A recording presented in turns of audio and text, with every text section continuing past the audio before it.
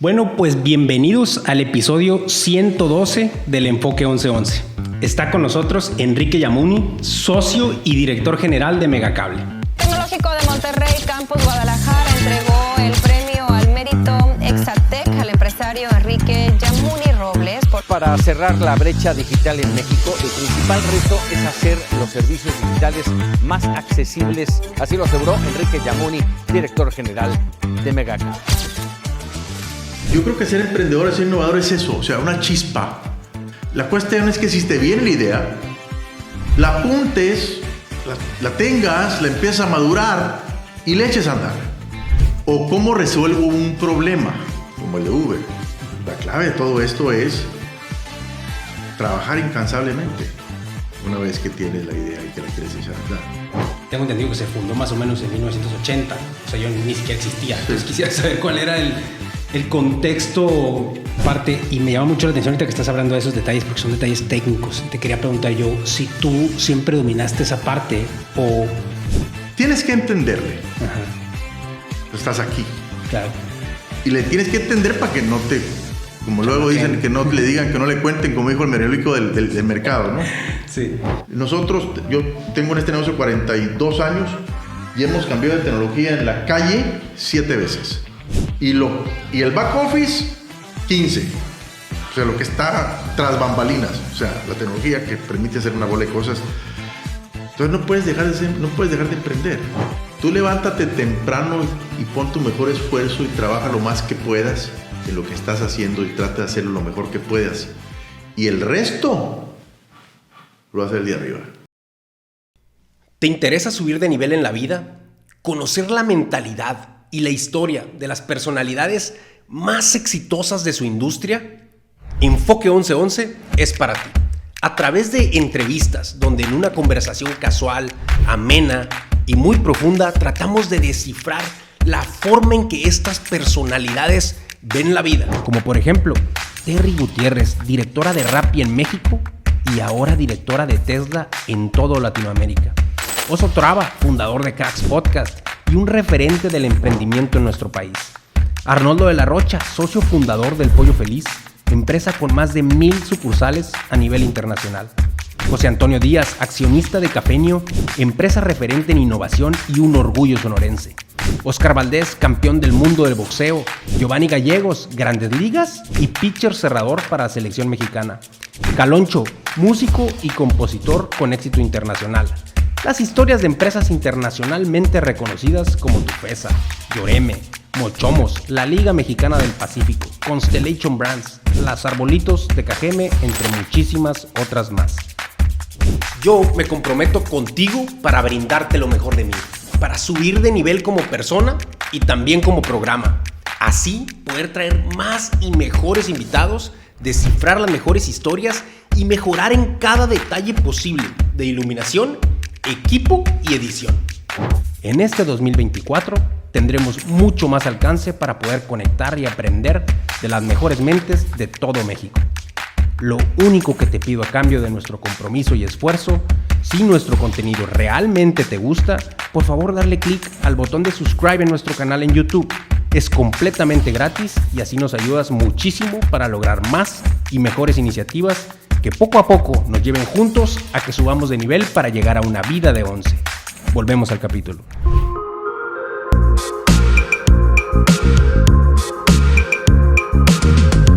Bueno, pues bienvenidos al episodio 112 del Enfoque 1111. Está con nosotros Enrique Yamuni, socio y director general de Megacable, una de las empresas más importantes de México en el sector y líder en el sector de telecomunicaciones de nuestro país. Enrique, pues me gustaría empezar a mí con una pregunta que me surge, que yo creo que van a tener muchas de las personas nomás al escuchar esta presentación. Pues el haber empezado con una visión y convertirla en realidad, y no solo en realidad, sino en una de las empresas más importantes de nuestro país. Creo que eres la persona adecuada para preguntarte, ¿qué características crees tú que deba de tener un buen emprendedor? Bueno, a ver, luego hay una confusión, ¿no? El emprendedor tiene que hacer cosas diferentes, tiene que tener una idea nueva, tiene que... No. O sea, la realidad es que un emprendedor es alguien que tiene una idea de un negocio, que puede o no ser innovador, pero que es un negocio o una idea de fundar algo, o de hacer una actividad, o de fabricar algo, o de vender algo, que puede tener un éxito en el mercado. Y yo creo que la principal característica, por sobre todas, es que tienes que estar dispuesto a trabajar mucho. Porque mucha gente dice, yo he oído, ¿no? Porque me ha tocado convivir, no todos piensan igual. Dice, yo quiero trabajar por mi cuenta porque no quiero tener jefe, y porque quiero tener libertad, y porque quiero trabajar a los horarios que yo quiero trabajar.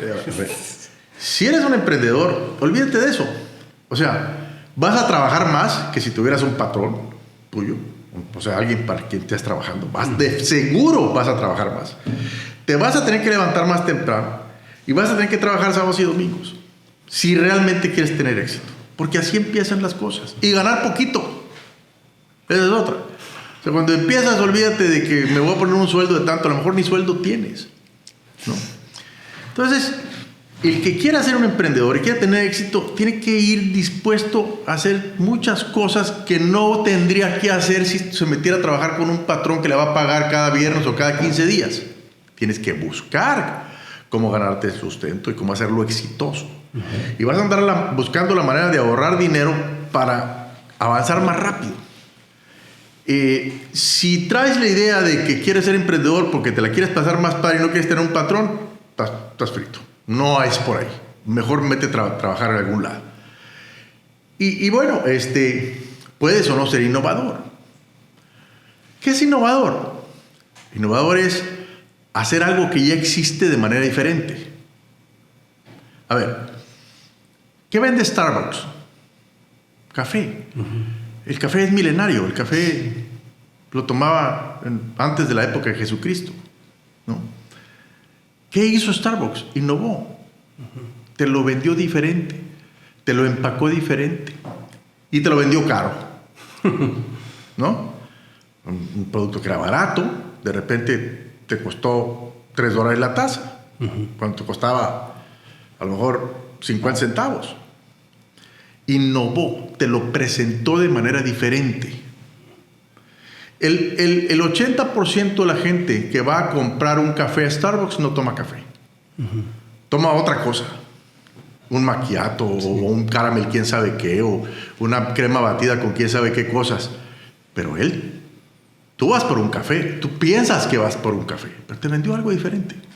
Eso es innovar o hacer algo que nadie había hecho antes. Un producto completamente nuevo o un producto evolucionado. Eso es innovar. ¿Qué es diferente a emprender? Claro, el innovador casi siempre es un emprendedor. Pero un emprendedor no siempre es un innovador.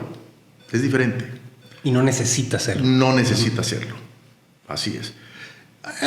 Con el tiempo, o a lo mejor cuando eres emprendedor dices, oye, lo voy a hacer diferente. Tú estás innovando. Y estás experimentando. Si tienes éxito, lo más probable es que sea mayor que si eres un emprendedor común. Pero si fracasas en la innovación, pues te va como en feria, tienes que ir a cerrar, ¿no? Pero yo creo que lo primero que tiene que pensar un emprendedor es que tiene que trabajar más que si tuviera un patrón. Excelente. No, perfecto. Me gustó muchísimo la explicación, sobre todo también la parte en la que dices que a veces el ser un emprendedor es el presentar las cosas de una forma diferente. Y se me hace que lo explicaste muy bien, porque es cierto y muchas veces creemos que tenemos que reinventar la rueda, ¿no? Para emprender algo. Y pues no todo el tiempo. O sea, puedes hacer una cosa que ya existe, presentarla de una forma diferente, agregar valor de alguna forma en la que no lo había hecho otra persona con eso mismo, y ya está tu emprendimiento. Entonces me gustó muchísimo. Ahora yo quisiera saber si tú ese gen emprendedor siempre lo tuviste o de dónde viene. Mira, no, yo no creo que sea algo que tú digas, yo quiero ser emprendedor o quiero ser innovador. Yo creo que son cosas que se dan, ¿no? O sea, y son ideas que te vienen. Esto es como cuando de repente te quieres acordar de algo y no te acuerdas, ¿no? Y por más esfuerzo que haces, no te acuerdas del nombre de alguien o de un dato, o de una fecha, o de una cifra. Y a los 3 días te acuerdas de ella, ¿no? Yo creo que ser emprendedor, ser innovador es eso, o sea, una chispa que se te ocurrió en ese momento, porque si te pones a estar pensando y cómo lo hago para innovar, a lo mejor no se te da, pues, ¿no? O sea, y de repente se te viene la idea. La cuestión es que si te viene la idea, la apuntes, la tengas, la empiezas a madurar y le eches a andar. Pero yo creo que no es al revés, no es que digas, a ver, yo quiero innovar en esto, o sea, es mucho más difícil. Yo creo que es algo que por naturaleza se va a dar, ¿no? Puede ser que sí, tú digas, a ver, ¿cómo le puedo hacer para innovar para un lápiz? Quiero hacer un lápiz diferente, ¿no? Pues te puedes pasar 5 años pensando cómo hacer un lápiz diferente, a lo mejor no se te viene la idea. Y a lo mejor, sin pensarlo, estás en un salón, en una sala de espera en un aeropuerto y ves a alguien con un lápiz o haciendo algo y dices tú, oye, ¿por qué no hacemos un lápiz así? ¿No? Yo creo que no es algo pensado. Uber es una innovación. Claro. ¿Sabes cómo nació Uber? Vi que tienes 300 libros allá afuera. Sí, ya lo leí. Uber vino porque 2 amigos no encontraban un taxi. Estaba muy difícil encontrar taxis. ¿Cómo le hacemos para que no nos pase, para que no pase esto? Pues se pensaron a ver que sería padre que lo pudiera llamar por el celular y sería padre que... O sea, y lo hicieron. Sí. ¿No? Pero no se pasaron 5 años pensando en la idea. La idea les vino en un momento de lucidez, porque se les presentó un problema. Y bien, ¿cómo lo resolvemos? ¿No? Y no lo pensaron, vamos a hacer un negocio que va a ser multimillonario. Fue un negocio, o es un negocio multimillonario.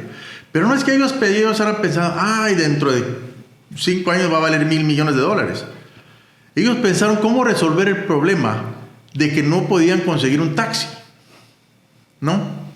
Y las cosas se dieron. Yo creo que la mayoría de las innovaciones son así. No es que estés pensando cómo voy a hacer un producto diferente, ¿no? Nosotros, o sea, yo considero, yo no considero tanto que yo sea un emprendedor o un innovador. Definitivamente la compañía en la que estoy, Megacable, es una compañía innovadora. O sea, siempre hemos innovado, siempre hemos estado innovando, siempre nos hemos diferenciado del mercado. Pero eso se da por la naturaleza del negocio. Y el emprendedurismo que tuvimos, pues era en aquel entonces, pues sí, o sea, era un negocio nuevo, no existía. Televisión, ¿quién va a pagar por ver televisión? ¿No? Cuando nosotros empezamos, prácticamente no había programación disponible. Había un canal que decías tú, ¿quién va a pagar por ver eso? O sea, estar viendo videos musicales, que era MTV. O un canal de caricaturas y que tenía caricaturas a las 2:30, a las 4, a las 5, a las 6 de la tarde, a las 10 de la noche. Dices tú, ¿qué era el Cartoon Network? ¿Por qué? Si el horario de las caricaturas es de 6 de la mañana a 8 de la mañana, que es cuando los niños ven la televisión, ¿no? Y de repente sale un canal que te pone caricaturas a medianoche, ¿no? De caricaturas. Eso es innovar, ¿no? Innovaron la manera de hacer las cosas. Yo no creo que haya habido alguien que estuvo pensando 10 años en ver cómo hacer o sea, innovar con un canal de caricaturas, sino que dijo alguien, a ver, aquí tengo esta librería de caricaturas, pues, ¿por qué no las pongo 24 horas? O sea, es una especie de, ¿y si tratamos esta nueva forma? Y si tratamos, así es. Jaló o no jaló. Jaló, ¿sí? O sea, pero yo creo que mucho eso es, ¿cómo le hago? ¿Qué pasa si hago esto? ¿No? O ¿cómo resuelvo un problema, como el de Uber? ¿No? Y la clave de todo esto es trabajar incansablemente una vez que tienes la idea y que la quieres echar a andar. Trabajar por ella realmente, ¿no? Esto es como los japoneses muchas veces, no sé si te acuerdas, tú debes de haber leído algunos libros de esos, dicen los japoneses, si a un hijo mío yo no empiezo a ver frutos hasta los 25 años, a lo mejor no para mí, lo veo para terceros, los frutos que va a dar mi hijo, ¿cómo quiero empezar a ver frutos de una compañía que tiene 3? ¿Por qué no me puedo esperar los 22 o 24 años que tarda un hijo en dar frutos, ¿no? Pues qué interesante tema ese, porque yo creo que ese es uno de los principales problemas que tenemos todos los emprendedores ahorita aquí en México, ¿no? Queremos que al año ya esté generando y mucho. Digo, puede pasar, pero es muy improbable que pase. Sí, claro. Oye, ¿tú crees? Quisiera yo entender un poquito el contexto, porque obviamente tengo entendido que se fundó más o menos en 1980, o sea, yo ni siquiera existía. Entonces quisiera saber cuál era el contexto global o local que había en telecomunicaciones en ese momento. ¿Cuál fue esa gran idea que ustedes vieron? ¿Cómo nació esa idea? Mira, yo estudié Ciencias de la Comunicación en el TEC de Monterrey y en 1973 tuve un maestro de televisión que venía de la Universidad de Austin en Texas, que era un americano, de esos programas de intercambio de maestros. Okay. En esa época, pues no había, el negocio de la televisión de paga en México no existía. Y era muy incipiente en Estados Unidos, ya había, pero era muy pequeño. Y la idea de la televisión por cable, en ese entonces, la televisión de paga, era llevar la televisión a zonas oscuras que se llamaban. ¿Qué quiere decir? Zonas en donde no había señales radiodifundidas de televisión. O donde había una, que era muy común. O sea, en aquel entonces la televisión que había era la televisión abierta por antena, no más. Nada más. Ok. Por darte una idea, las ciudades que tú conoces aquí, donde tú naciste, donde tú creciste, Los Mochis, Culiacán, Ciudad Obregón. La primer televisora radiodifundida fue con las Olimpiadas de Japón en 1964.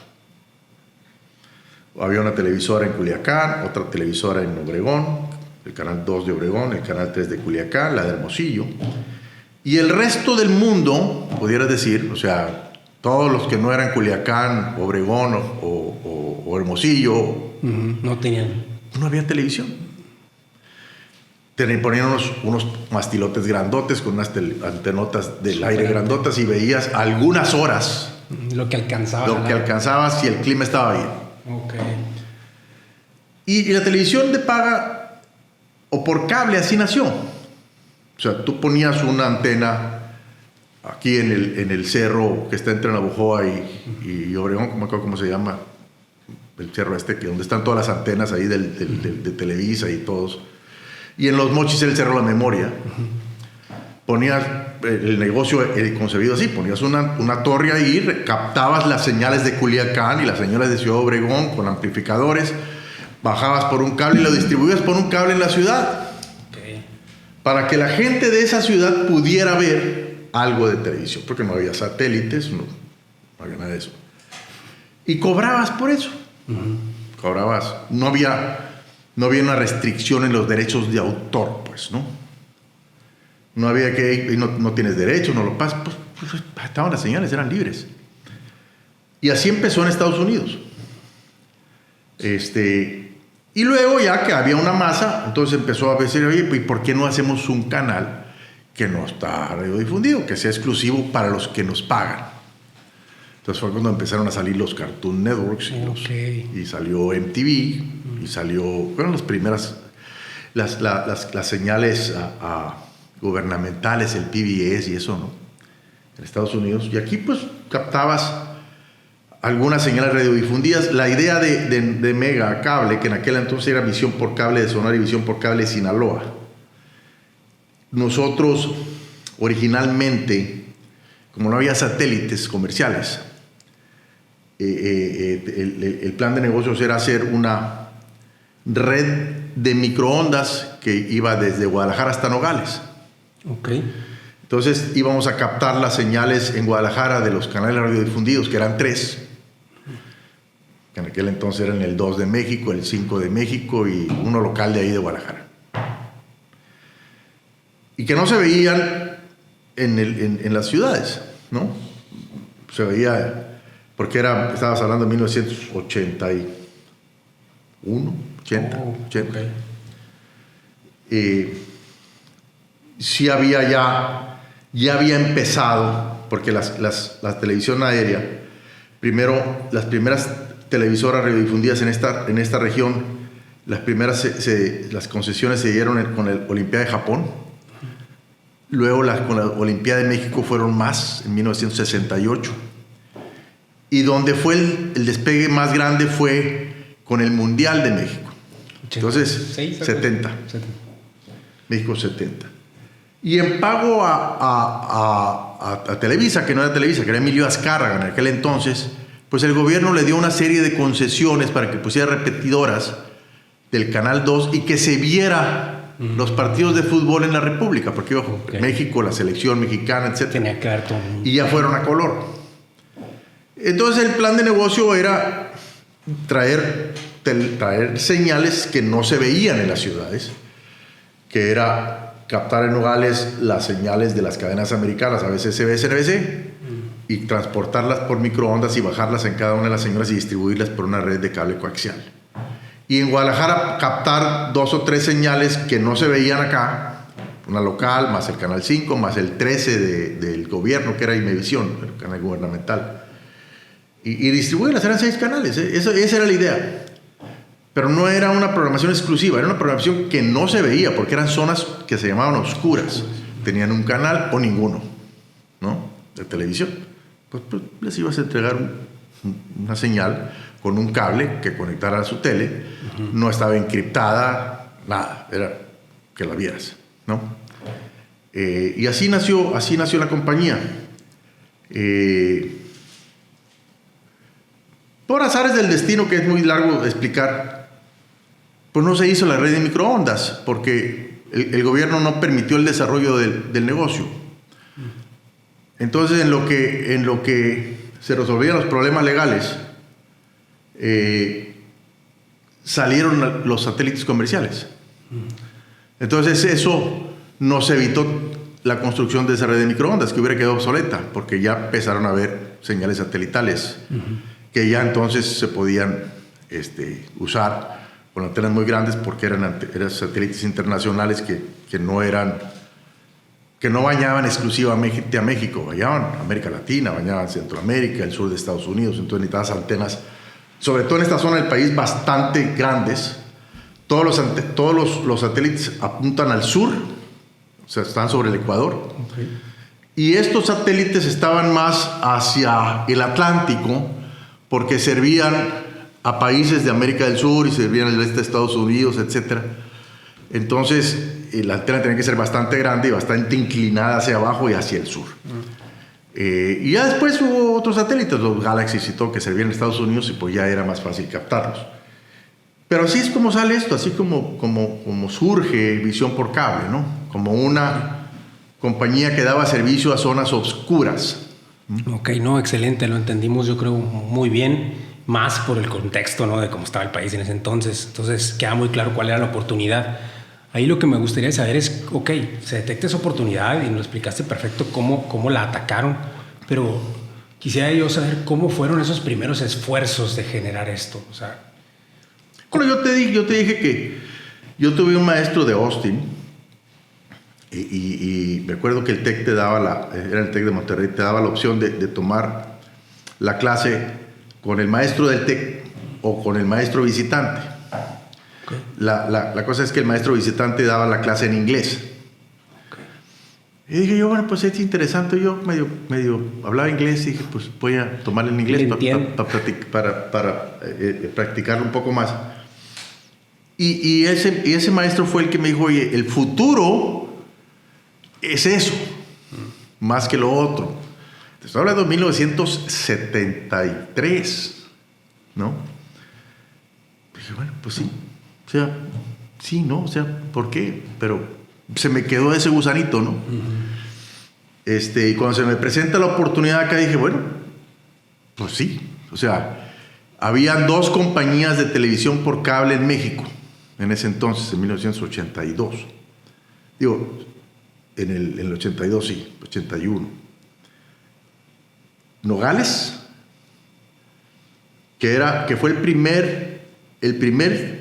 la primera compañía de televisión de paga América Latina, en Nogales. Órale. Sonora, con un señor Mario de la Fuente. Y después abrieron Cablevisión en la Ciudad de México. Y Cablevisión en un pedacito de Monterrey, en San Pedro. Pero la primera fue Nogales, Sonora. Y era bastante exitoso, ¿no? De hecho, era socio de Visión por Cable, okay. Mario de la Fuente. Y cuando yo llegué a Los Mochis a trabajar, todavía no había nada de eso, pero pues yo llegué a Los Mochis en 1978, en 1980 ya estaban construyendo la red. Y en 1982 ya estaba yo involucrado en el proyecto. No había arrancado el proyecto. Había hecho algunas cosas, pero no había arrancado. Y fue cuando ya empezaron los satélites comerciales. Entonces, cancelamos el proyecto de microondas y hicimos los satélites comerciales. Bueno, era obvio que tarde o temprano, por la tecnología, se tenían que hacer otras cosas a través de la red. Ya era una red de banda ancha, me refiero comparado con lo que había.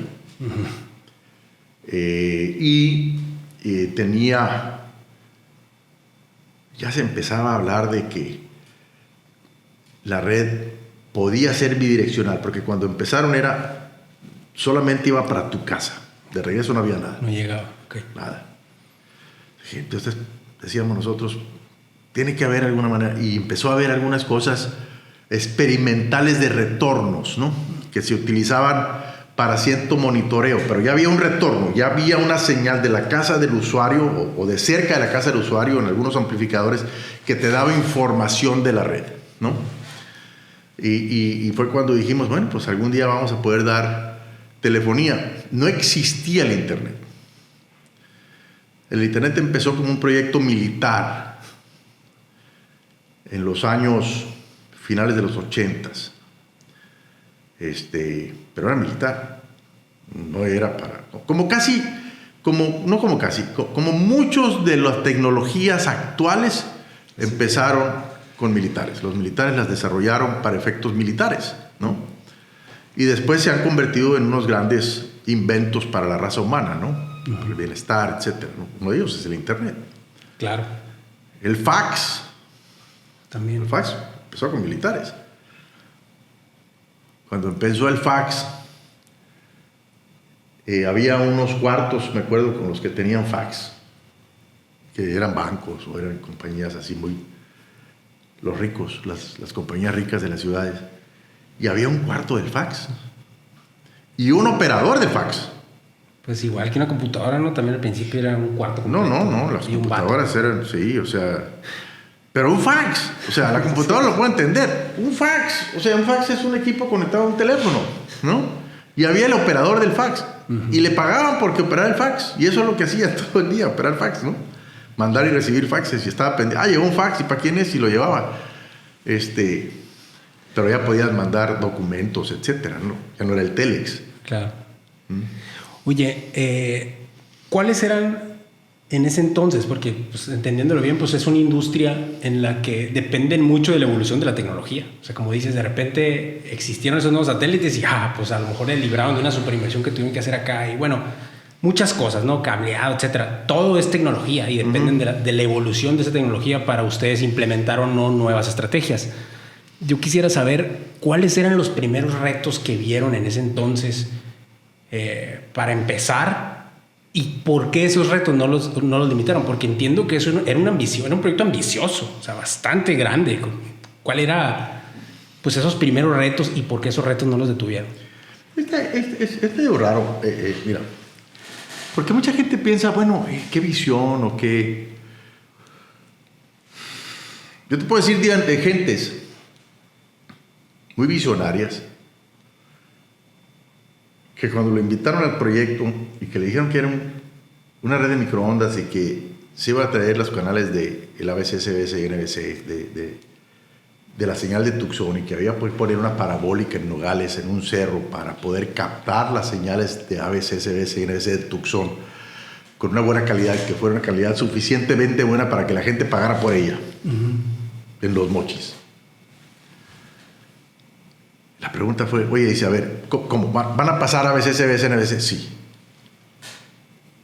Oye, entonces, a ver, ABC, CBS y NBC pasan béisbol el fin de semana, sí. ¿Y se va a ver el béisbol aquí en vivo? Sí. Ah, entonces sí le entro. Si se va a ver el béisbol, como a mí me gusta mucho el béisbol, sí invierto. No era en ese momento tanto, es que va a ser un negocio muy bueno y, o sea, me va a dar bienestar. Me interesa a mí. Me interesa a mí, pues, ¿no? Invirtió. Okay. ¿No? O sea, no todo es... Muchas veces no todo es dinero, no todo es... O sea, es una corazonada o algo que yo siempre había querido hacer, ¿no? Que te llama la atención. Me llama la atención, pues voy a meterle. Y pues con el tiempo se convirtió en un muy buen negocio. Digo, a ver, nosotros estuvimos desde 1983, que fue cuando instalamos el primer servicio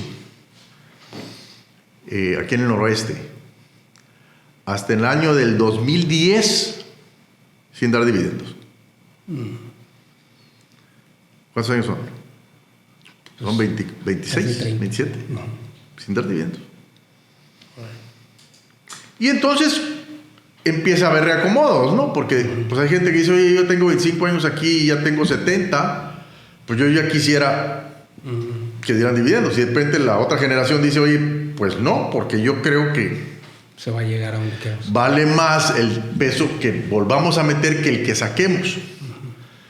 Entonces cuando empieza a haber reacomodos, bueno, pues entonces nosotros te compramos para que puedas hacer una realización de tus utilidades, ¿no?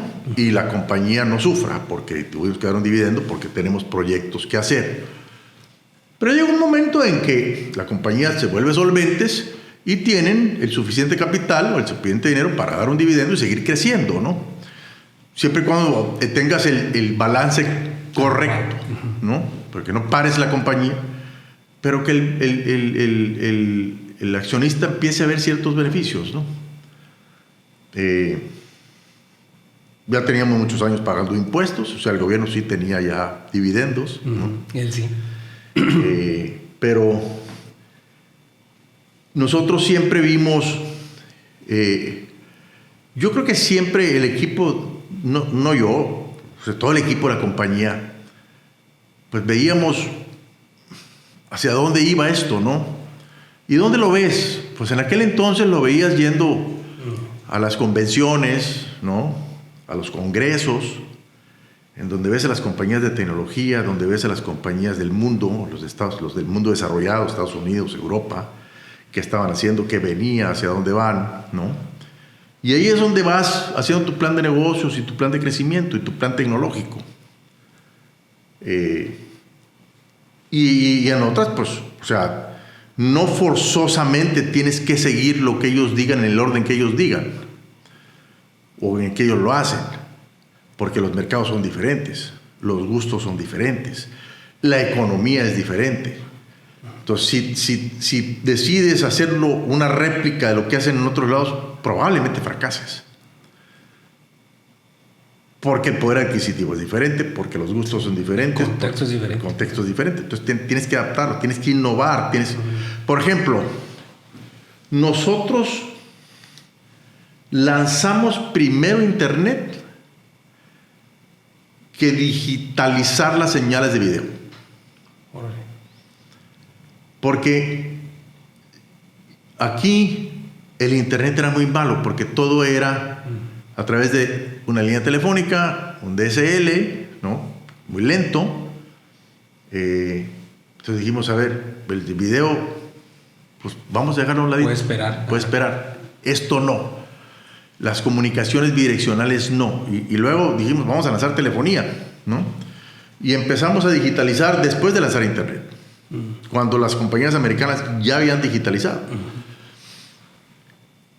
y nosotros fuimos más prósperos que ellos probablemente en Internet al principio. Nosotros fuimos la primer compañía en lanzar Internet sin una línea telefónica en toda América Latina. Porque nos brincamos pasos. Dijimos, esto es primero. Priorizamos eso. Y lanzamos Internet en el televisor. ¿Ah, sí? Tú podías ver tus mensajes en el televisor transparentemente mientras estabas viendo la televisión y podías recibir y contestar un correo electrónico. Con una caja, un set-top box, que se comunicaba con el televisor. Okay. No fue tan exitoso porque... Pues yo creo que le faltaba tecnología a la televisión, ¿no? O sea, no, la televisión no necesitaba tecnología. La tecnología estaba en el equipo que nosotros entregábamos. El problema es que no existía la nube. Entonces, todo el poder residía en el equipo que nosotros poníamos. Y era limitado y caro. Okay. ¿No? Ahorita todo está en la nube. Ahorita lo que tú pones en la casa es una comunicación bidireccional y en la nube está todo. Cuando lanzamos un equipo que grababa los canales de televisión,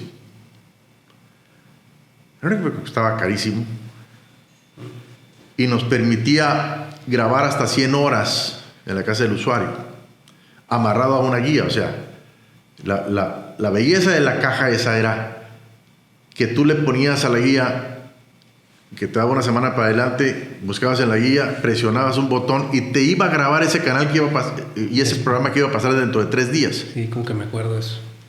Era una caja que costaba $500. Grababa 100 horas de definición estándar. Después salió una de alta definición, pero las primeras eran definición estándar. Lo que hacemos nosotros ahora es un equipo que va a la nube, que es una nube de nosotros, que graba las horas que quieras, cuesta la 10ª parte de lo que costaba aquella, es alta definición, es Dolby, todo está en la nube y no se hace obsoleta porque el poder reside en la nube. Sí, no depende de los recursos que tiene el equipo que te pusimos en la casa, que tiene que tener ciertos recursos, ciertas características, los microchips y para poder que cargue ciertos softwares y que tenga ciertas velocidades de comunicación, pero no depende, no está 100% de los recursos ahí. El poder está en la nube. No, está clarísimo esa parte y me llama mucho la atención ahorita que estás hablando de esos detalles porque son detalles técnicos. Y te quería preguntar yo si tú siempre dominaste esa parte o sea, porque... No, todavía no lo domino. Yo repito lo que me dicen los ingenieros de la oficina. Claro. Entonces, ese no es tu fuerte, pues. O sea, tu fuerte es otro background, no es tecnológico. Sí, a ver. Tienes que entenderle. Ajá. Estás aquí. Claro. Y le tienes que entender para que no te... Como luego dicen, que no le digan, que no le cuenten, como dijo el merólico del mercado, ¿no? Sí. Sobre todo los vendedores de tecnología y eso. Le tienes que entender. Pero no es tan complicado. O sea, siempre y cuando no quieras entenderle de más, porque no es tu campo. El que le tiene que entender bien y de más es el ingeniero. El encargado de eso. Los que tienes ahí. Pero sí tienes que saber las características que tiene que tener el equipo, qué es lo que va a hacer, cómo lo va a hacer, qué características de seguridad tiene, ¿no? Y cuáles son las ventajas que le va a dar al servicio y a tu cliente. Todo tiene que estar enfocado. Somos una compañía de servicio. Entonces todo tiene que estar enfocado al cliente. El servicio al cliente. Servicio al cliente. Y hay 3 cosas que te dan el valor, la agregación de valor. Tú tienes que agregar valor. Si no agregas valor al usuario, vas frito. No sirves. Sí. Y son 3 cosas: producto, precio, calidad y servicio al cliente. Nada más. Si te falla una de esas, estás out. Ahí está el foco. Pues. Ahí está el foco. Y sí te puede fallar uno, ¿no? pero pero tienes que remediar rápido. Sí. Pero yo creo que es más que nada eso, o sea, enfocarte en el cliente, que es a final de cuentas el que te va a hacer sobrevivir o el que te va a matar. Claro, como bien dicen por ahí, ¿no? O sea, tú casi que es escuchar al cliente todo el tiempo, qué es lo que el cliente necesita y estar haciendo lo que él te está pidiendo en vez de lo que tú quieres, ¿no? Pero sí te hacía esa pregunta de la parte tecnológica porque me llama mucho la atención cómo mucha gente, la mayoría de las veces, no se mete a hacer algo que considera un buen proyecto o que quisiera hacer porque no domina todas las partes. Y eso es bien difícil, o sea, ¿cómo vas a dominar todo? A lo mejor tu fuerte es X y por eso te ocurrió esa idea. Y lo otro lo debería poder hacer otra persona, pues. Pero mucha gente no se anima. Entonces, eres un claro ejemplo ahorita cuando estamos platicando. Y digo, ¿cómo le habrás hecho él? Bueno, yo soy licenciado en Ciencias de la Comunicación. O sea, no soy ingeniero. De hecho, no me gusta ni que me digan licenciado, ¿no? Yo le digo que esos son títulos nobiliarios. Y luego dicen que estás parado en la banqueta y llega alguien y te dice, licenciado, ¿cómo estás? Y voltean los tres del carro de la basura que va pasando por enfrente, ¿no?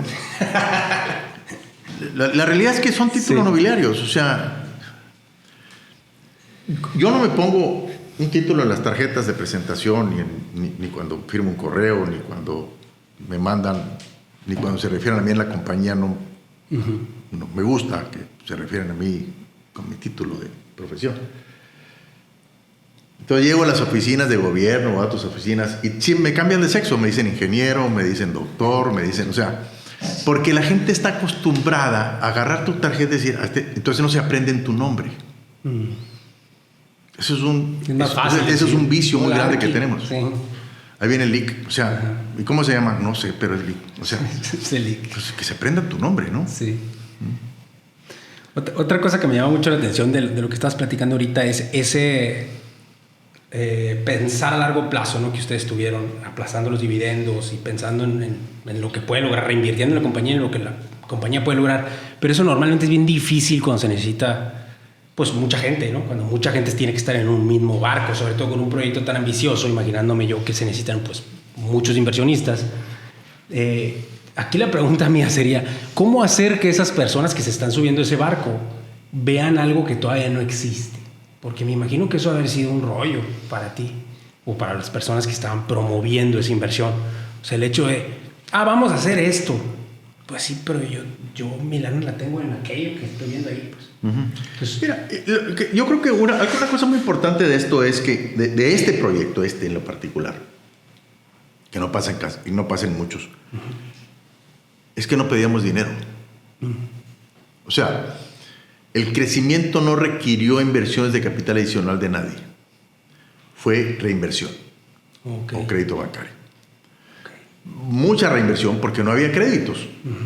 En aquel entonces no era tan fácil eso. No había, o sea, una industria bancaria de créditos. Sí había, al principio sí había, teníamos unos créditos ahí que fue los que hicieron al principio, pero luego en 1994, bueno, sí, nosotros en la primera devaluación que fue la de López Portillo, fue la del 92.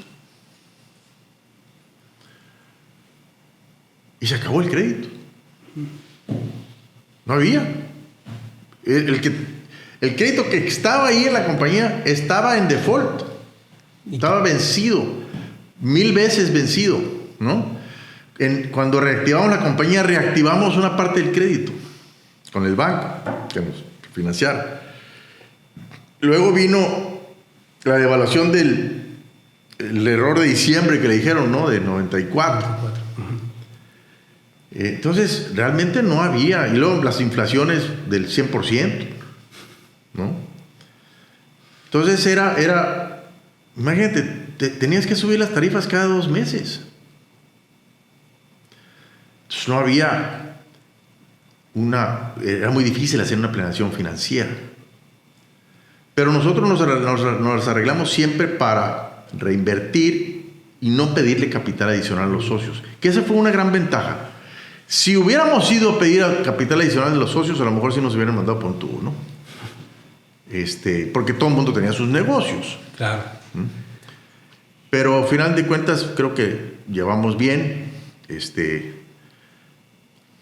Siempre hemos sido muy disciplinados. Somos la compañía con la menor tarifa al público y con el mayor margen de operación positivo. Porque siempre hemos tenido una disciplina financiera muy dura. Yo creo que queda bastante claro con eso de la reinversión, el cómo le han puesto ese foco en su tema financiero. Y somos una compañía que se enfoca mucho también en el recurso humano. O sea, todas nuestras gerencias, nuestros mandos medios hacia arriba son una permanencia muy larga en la compañía. Años. 20 años, 25 años, 19 años, 15 años. Y eso ayuda mucho. La lealtad de las personas y el conocimiento de las personas. Sí, pues ya siguen una misma línea. Ya hay un la cultura organizacional. Tenemos una cultura organizacional. Y la gente me pregunta, oye, ¿cómo le hacen para... Pues somos una cultura que está basada en valores, en honestidad, en trabajo, en austeridad. Son valores que tenemos puestos ahí en la pared, en todas las oficinas. Entonces me preguntan, oye, ¿cómo le haces para enseñar los valores? Digo, los valores no los aprendes aquí. Para llegar aquí tienes que traer esos valores. Aquí lo que haces es vivirlos. Si no los vives, no te puedes quedar, te tienes que ir. Aquí no es una escuela, no hay escuela de valores. La escuela de valores es tu casa, tus abuelos, tus papás, tus hermanos. Y si no, no encajas. Pues. No encajas. Perfecto. No los aprendes, ahí los aprendes, ahí los mamas en tu familia. Es que justo te iba a preguntar eso, me hace bien para eso, porque te iba a preguntar, ¿qué es primero? O sea, ¿se crea una cultura empresarial para jalar gente o la gente crea la cultura empresarial? O sea, tú la defines y ya de ahí se hace la base. Y de ahí se hace la base. Tú dices, a ver, este sí cabe, ¿no? Perfecto. Oye, ¿en algún momento te imaginaste que la empresa iba a llegar al nivel en el que está ahorita? Cuando empezaste este proyecto, cuando empezaron este proyecto. No. Nosotros nunca pensamos. Nosotros dijimos, bueno, pues hay que crecer, ¿no? Y hay que hacer una compañía grande de esto. Pero nunca nos pusimos de meta. Nuestra misión y visión dice que tenemos que ser los mejores. No dice que tenemos que ser los más grandes. ¿No? Dice que tenemos que ayudar a la calidad de vida de las comunidades en donde operamos, ¿no? Pero no dice que tenemos que ganar mucho dinero, ¿no? Yo creo que tú te tienes que poner una meta que sea de alguna manera cómo vas a aportar a tu mundo y a tu comunidad, ¿no? Y de ahí se desprende todo. Si tú estás pensando que estás aquí en el mundo de los negocios para hacer dinero exclusivamente, no vas a tener éxito. Es como lo que le dicen impacto. Así es. ¿Cómo vas a agregar valor a la sociedad, a las familias?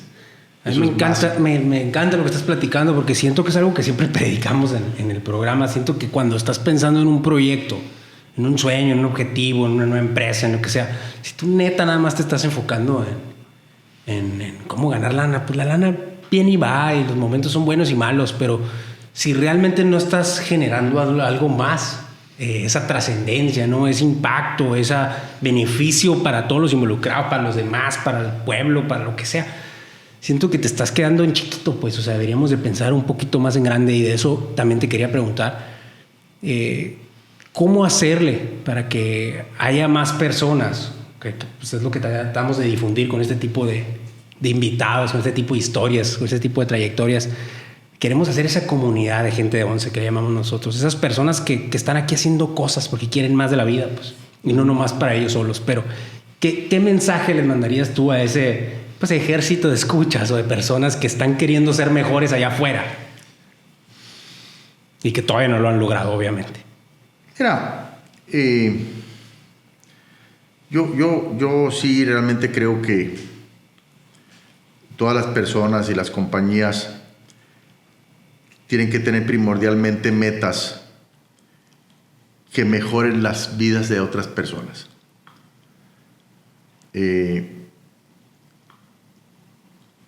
tú como padre de familia, no sé si seas padre de familia, yo creo que... Bueno, me acabo de casar. Tú vas a estar, o sea, las etapas de la vida son muy diferentes tú. La primera etapa de tu vida, cuando estás con hijos chicos, por lo general va a ser cómo resuelvo el problema de ellos, mi problema familiar, la economía de ellos, cómo veo el futuro de ellos. Conforme vas caminando, estos problemas las vas resolviendo y se te van presentando otras metas y otras necesidades que llenar u otras metas que tú tienes que cumplir. Y te empiezas a involucrar mucho más en mejorar el entorno de la comunidad en donde tú vives, donde tú trabajas, donde tú te desarrollas. Entonces empiezas a ver, volteas a ver al orfanatorio, volteas a ver al asilo de ancianos, volteas a ver a tu parroquia, volteas a ver a la universidad local, ¿no? Ayudar a la universidad. No lo haces en las primeras etapas de tu vida porque tus prioridades son diferentes, ¿no? Las empresas son igual, ¿no? Cuando vas empezando, lo que quieres hacer es pagar la nómina. Claro. Que sobreviva eso y que siga avanzando. Empezar. Hay que pagar la nómina, ¿no? Y hay que ver cómo ahorro para pagar la siguiente nómina. Pero llega un momento en que estabiliza la compañía, entonces empieza a ver cómo ayudo a mi comunidad, ¿no? Empieza la filantropía, empieza cómo ayudo a las organizaciones locales, cómo me involucro un poco más en política para que tengamos mejores gobernantes, cómo me involucro más para que tengamos una mejor policía, para que tengamos una mejor comunidad. Eso pasa en todos los ámbitos, en la personal y en las compañías. Y lo que es importante es que no perdamos ese foco. A lo mejor hay compañías o hay familias que nunca llegan a la segunda o a la tercera etapa, ¿no? Pero hay muchas que sí. Por eso es importante buscar la superación y buscar el éxito, porque te permite compartirlo con otros. Si no tienes éxito, si estás siempre apretado, si estás siempre estresado, si siempre estás preocupado por pagar la nómina, pues siempre vas a estar preocupado por eso y no vas a ser un factor de desarrollo adicional en tu comunidad. No llegas al siguiente nivel. No llegas al siguiente nivel. Por eso es importante que tengamos políticas públicas encaminadas a que la gente sea exitosa. El éxito lo logras básicamente con productividad, y la productividad la logras con dos cosas: tecnología y educación. Si no le metemos a la educación, o sea, no lo vamos a hacer con subsidios y con un cheque que te llegue cada mes porque eres pobre. Lo vamos a lograr dando la educación y es la mejor recompensa, es el mejor satisfactor, tener un trabajo, sentirte pleno, sentirte útil, ¿no? De hecho, yo creo que no hay mejor retorno de una inversión que el retorno de tú adquirir la habilidad y las capacidades de vender, de hacer unos proyectos, de poner empresa. Exactamente. O sea, tener las capacidades, eso es educación. Entonces, tienes que impulsar la educación y tienes que impulsar el uso de las tecnologías. Totalmente. A través de eso vas a hacerte productivo. A ver, un carpintero. ¿Y qué tiene que ver el carpintero? Es diferente que traiga un serrucho a que tenga una sierra eléctrica. Machín. Es diferente que tenga un cepillo manual a que tenga un cepillo eléctrico. Sí, no, totalmente. ¿No? Es diferente que las herramientas, es diferente que esté en su taller en Ciudad Obregón con un equipo que le haga más fácil la vida porque le refresca su taller, a que esté trabajando a 48 grados centígrados abajo de una lámina de zinc. Totalmente. Todo es tecnología. Entonces dices tú, bueno, ¿por qué tan importante es la tecnología? Todo eso es tecnología. La tecnología no quiere decir computadoras nada más, o no quiere decir inteligencia artificial, o sea, es las herramientas que me hacen más fácil la vida y mi trabajo. que me hacen más productivo, porque si yo tengo las suficientes herramientas como carpintero, voy a hacer 6 closets al vez en vez de 1 o de 2. Y no me va a dar diarrea por el calor que estoy sufriendo, ¿no? Sí, totalmente. Y voy a poder trabajar a lo mejor 8 horas y no 6. Eso es tecnología, uso de tecnologías y educación. Claro. Oye, otra cosa que me llama mucho la atención de la trayectoria de una persona que empieza un proyecto y que ese proyecto evoluciona a ser una gran empresa es, ¿en qué momento sentiste tú que pasas de ser un emprendedor, empujando, dándole todas tus ganas de energía, que las cosas jalen a como sea, etcétera, etcétera, a luego convertirte en un empresario que ya maneja gente, que ya decide, más estratega, más visionario, más... Entonces, uno, ¿en qué momento sucedió para ti? ¿Y fue un reto? ¿Es difícil ese cambio? Yo creo que nunca dejas de serlo, ¿no? Cambias la manera de hacerlas. Okay. Pero, a ver, a mí me dicen, mi papá, 1950, 49. ¿Tú conoces los Mochis? Claro. Abrió una tintorería en 1949, en un pueblo polvoso, calor, sudaba todo el mundo. ¿Quién iba a llevar su ropa a la tintorería? Si era pura mezclilla y era pura algodón y era... O sea... Pura agricultoria. Sí. Entonces es un innovador y un emprendedor. Eso es ser innovador y emprendedor. Al ser algo diferente, ¿no? Entonces tú me dices, oye, ¿en qué momento dejaste de ser emprendedor? Pues yo creo que nunca. O sea, a final de cuentas... pues o sea, del negocio de solo video pasamos al negocio de video con más canales porque ya no alcanzaba el selector del televisor, hubo que meter equipos adicionales, después tuvimos que brincar, pues ya no nos alcanza la red, tienes que ir a cambiar la tecnología de la red. Y oye, pues ya me alcanzó, pero ahora no tengo canales. O sea, ahora tengo capacidad de más, necesito más canales. Y luego, híjole, ahí viene el internet. O sea, ¿qué hago? O sea, pues lanzo internet. Nuestra red no era bidireccional.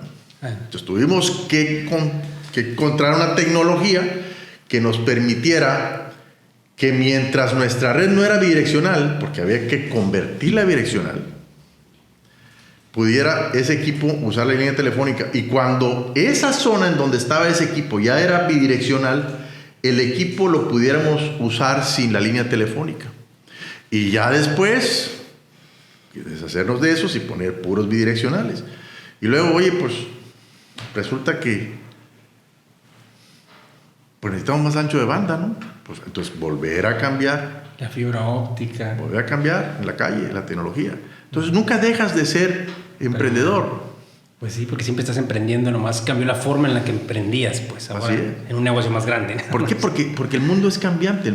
Claro. A lo mejor, si estuviera en la industria del acero, pues es menos crítico porque los procesos te duran 30 años, ¿no? Pero en este negocio no puedes dejar de ser emprendedor porque es tecnología. Evoluciona muy rápido.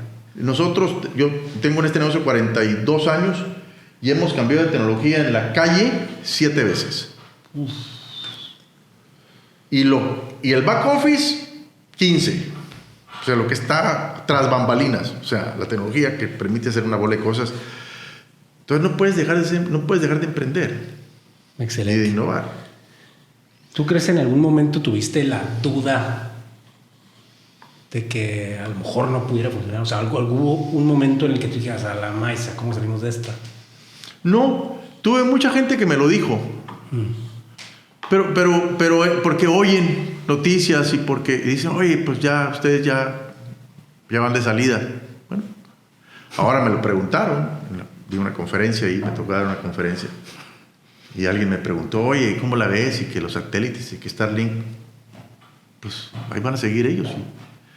Y no hay manera que nos sustituyan. Y la gente en la calle piensa que, como ya salieron estos, pues, ¿para qué sigues haciendo redes y para qué sigues haciendo fibra? La fibra va a seguir vigente 20 Sí, años. es que también se necesita, como que es una solución para diferentes perfiles. Completamente. El satélite está bueno para el barco y para el camión Para allá a la sierra. y en la sierra. Pero aquí en las zonas urbanas, y mientras no llegue la fibra, el día que llegue la fibra a la sierra, pues se va a ir el satélite. Lo van a sustituir. Totalmente. ¿Y cómo hacerle para...? Porque obviamente en una empresa, en un negocio hay altibajos, ¿no? O sea, hay momentos donde pues a lo mejor no está sucediendo todo como uno quisiera. No sé si tengas tú algún sistema para que eso no te afecte. Porque ahorita me platicas, yo no lo dudé, o sea, dices tú que tú no sentiste eso aunque otra gente te estuviera diciendo. Pero ¿utilizas algo para que eso no te afecte? Lo que dicen los demás. No sé si me ayude mi ignorancia, ¿no? Pero yo no leo tantos libros como tú. Me gusta leer, pero no leo tantos. No como tarea. No. Pero sí leo mucho white paper, ¿no? Mucho artículo, porque me llegan, porque me los mandan, porque me piden mi opinión, oye, ¿qué piensas de esto? Lo que sea. Pero yo nunca he tenido esa duda,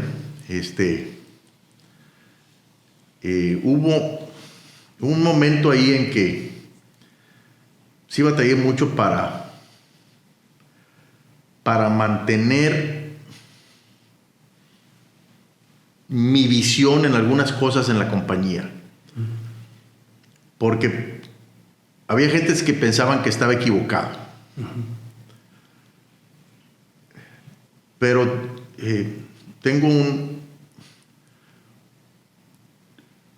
tuve una mamá y decía ella que era muy persistente. Y yo le decía que era terca. Y yo creo que le aprendí eso, ¿no?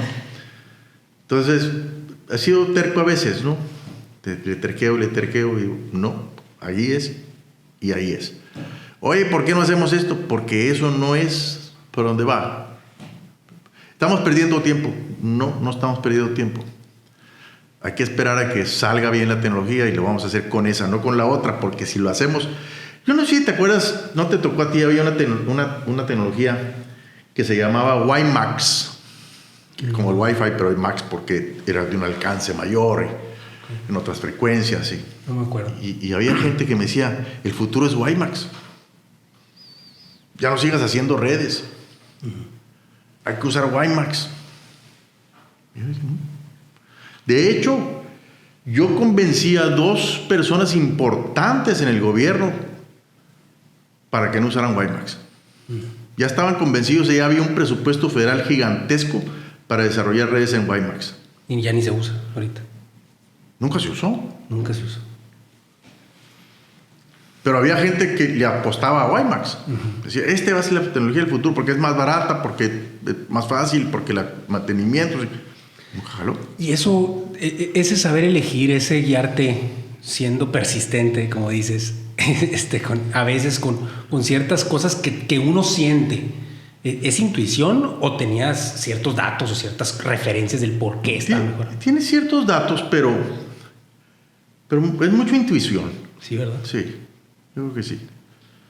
Porque los datos obviamente los puede tener el otro también. Sí. O sea, eso sí. Es algo diferente que te dice, es el otro camino. Por ejemplo, cuando íbamos a lanzar telefonía, los switches telefónicos, pues tú los ves. Ves los edificios de Telmex gigantescos todavía, ¿no? Que eran las centrales telefónicas, con los switches gigantescos. Los switches costaban, los más baratos, 25, 30 millones de dólares. Y eran equipos de cómputo muy grandes. Ya no eran tan grandes como los que necesitas para un edificio del tamaño que los que tenía, que eran centrales electromecánicas. Pero eran switches muy caros.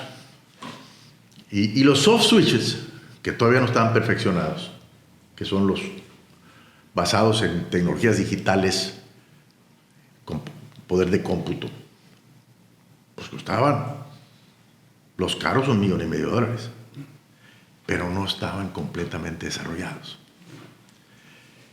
Y no permitían ciertas interconexiones con el mundo real. O sea, todos los teléfonos eran teléfonos análogos, ¿no? Y empezaban los switches estos que te digo, las nuevas generaciones, pero no eran digitales. Entonces, la interconexión entre esos dos sistemas era muy difícil, pero la inversión era gigantesca.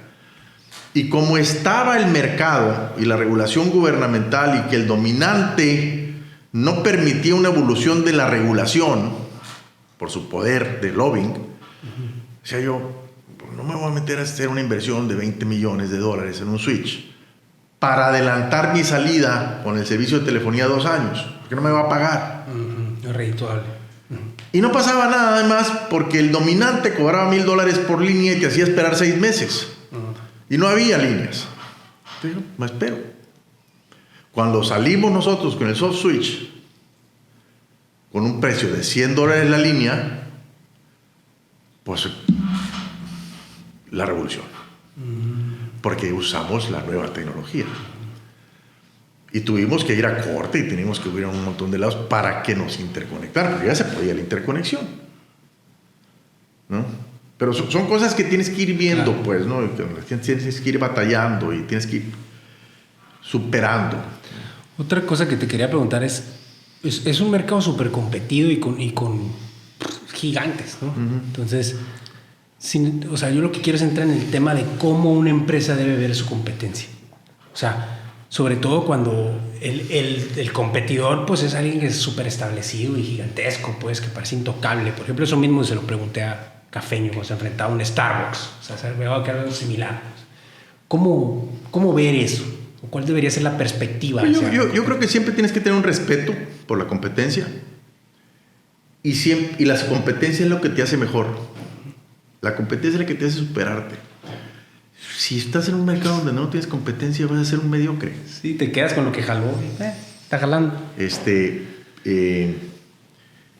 Sí, por eso las nuevas tendencias son reguladores autónomos que le pongan un alto a los dominantes del mercado, ¿no? Que haga viable la entrada de la competencia. Si no hubiera habido una obligación del dominante para interconectarnos, intercambiar tráfico, ¿tú sabes cuándo hubiéramos avanzado? Si de cada 100 teléfonos, 100 eran de ellos, ¿para qué querías un teléfono mío si no le podías hablar a nadie? Ok, ¿no? Sí, imposible. Pues. Entonces tiene que haber cierta regulación que te ayude, ¿no? En ciertos negocios, o sea, en el negocio del café pues es diferente, ¿no? Pues ahí no dependes de si te conectan o no, pero otros factores debe haber. Yo no conozco el mercado del café, pero otros factores debe de haber. Sí, claro. Sí. A lo mejor el mercado de cómo compras el café, de manera que permites a tu competencia que tenga un café de buena calidad y que lo puedas ir a comprar y que tú no regules a quién le vende el productor, que le digas al productor, si le vendes a aquel yo no te compro, entonces no te van a vender. Porque automáticamente tú le compras 10 y el que va a llegar le va a comprar 1. Y dice, no, pues prefiero seguir vendiendo los 10 y no le vendo al otro, ¿no? Sí, pero muchas veces ni siquiera es algo así tan regulado, tan problemático, ¿no? Como en estos dos casos. O sea, a lo mejor es un vato que quiere poner una pizzería, pues. Y realmente no hay nada que le impida poner su pizzería y competir contra Domino's y Little Caesar. El tema es, no lo quiere hacer porque los ve enormes. Entonces, como que... ¿Cómo debería de ver esa perspectiva? Pues sí, agrega valor de una forma diferente, innovación, lo que estábamos hablando hace rato, ¿no? O sea, creo que eso nunca para. Enrique, pues me gustaría saber a mí qué consejo, o si hay algún consejo que te hubiera gustado que te dieran.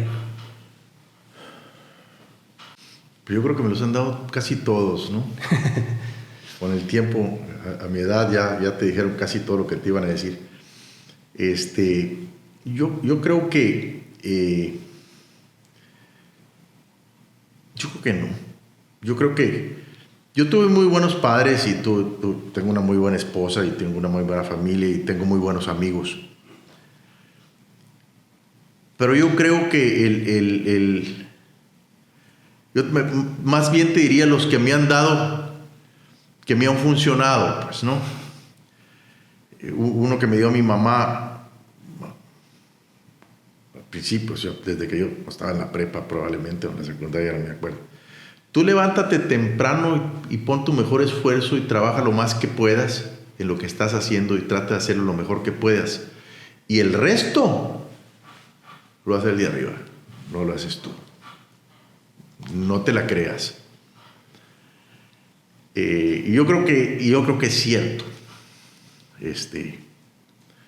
Tú tienes que poner tu mayor esfuerzo. Y nunca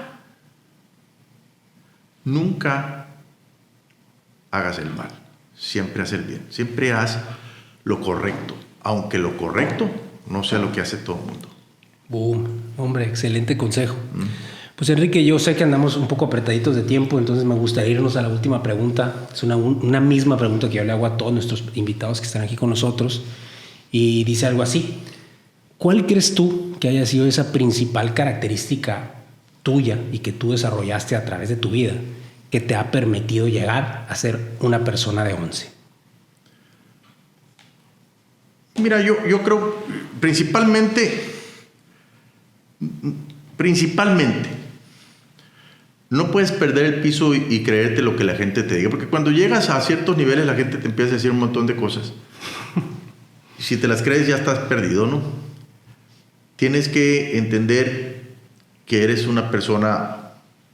La humildad yo creo que es muy importante, ¿no? Le decía yo, un día platicando yo con un presidente de un grupo de medios, unos periódicos muy de los más importantes de México. Le digo yo, a ver, tú eres lo que eres porque estás aquí ahorita, porque eres el director del periódico. ¿O piensas que eres diferente? No, me dice. Si ahorita me dicen que ya me tengo que ir del periódico El Consejo, me voy.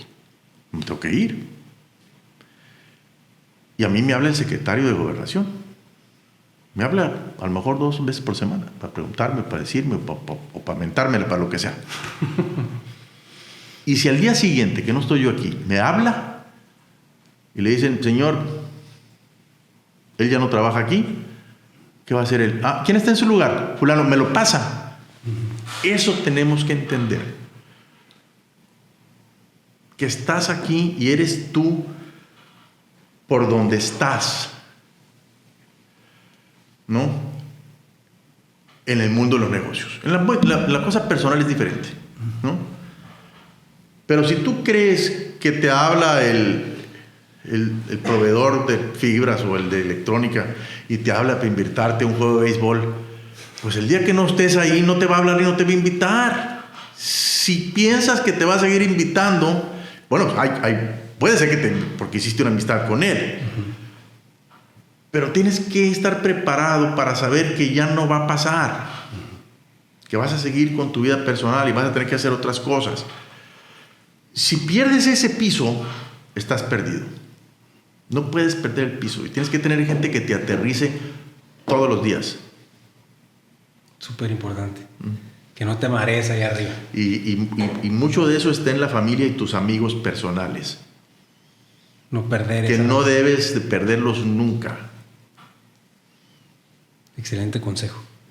No, hombre, Enrique, pues muchísimas gracias por tu tiempo, muchísimas gracias por platicarnos tu trayectoria, tus conocimientos. A mí se me hizo una entrevista, una conversación padrísima, de verdad. Siento que aprendimos muchísimo. Fue una especie de masterclass de emprendimiento, de personalidad, de valores, de cómo pensar, de tener esa mentalidad adecuada para lograr grandes cosas en la vida, que precisamente de eso se trata nuestro programa. Ya ves, por eso no te estoy diciendo que no te puedes creer lo que te dice. Muchas gracias y nos vemos en la próxima. Muchas gracias. Nos vemos.